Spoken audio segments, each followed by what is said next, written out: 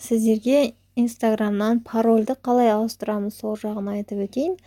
Қазір Инстаграмға кіреміз. Инстаграмға кіргеннен кейін уже сіздердің бизнес аккаунт, яғни подписчиктеріңізді көріп отыратын жерге кіреміз. Енді қараңыздар.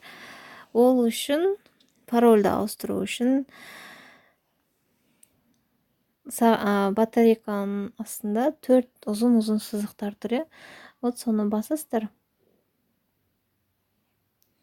Соны басқан кезде настройка бар, соның жағында, төмен жағында.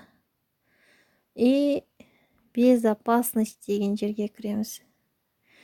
Безопасность входа деп тұр, пароль деп тұр.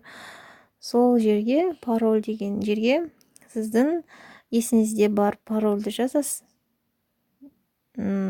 Осы примерно мен ашқамау деген сияқты. И новый парольді ойластырасыз. Сол новый парольді тағы да жазасыз. Ал егер мына жерде забыли пароль деп тұр ғой, сұрап, жаңағы есіңізде барау деген паролін сәйкес келмесе, забыли пароль деген жерді басасыздар.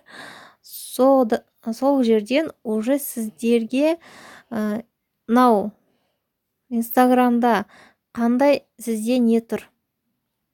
Яғни мына жерге кіріп шығамыз. Редактировать профиль деген жерге кіреміз да, сіздің емайлыңыз осы қандай болып тұр сізде. Действующий емайл ма или мүлдем бұндай емайл жоқ па сіздерде. Соны анықтап аласыздар бірінші. Қараңыздар, менде қазір мына действующий, мен паролін де білем, барлығы қосулы. Арнайы мынандай нем бар, приложением бар, почта емайл деген мынандай. Вот соған сіздер қазір жоқтарыңыз емайл ашып, осылай нетіп қоясыздар, ашып аласыздар. Түсінікті ғой да? Одан кейін барып, мына жерде мына жерге жазасыздар, изменить етіп, подтвердить етіп қойып қоясыздар.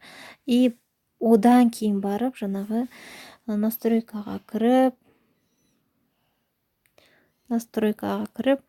уже безопасность парольді қайттан теріп, жаңағы забыли пароль деп жіберсеңіздер, сіздерге пароль емайлдарыңызға прямой барады.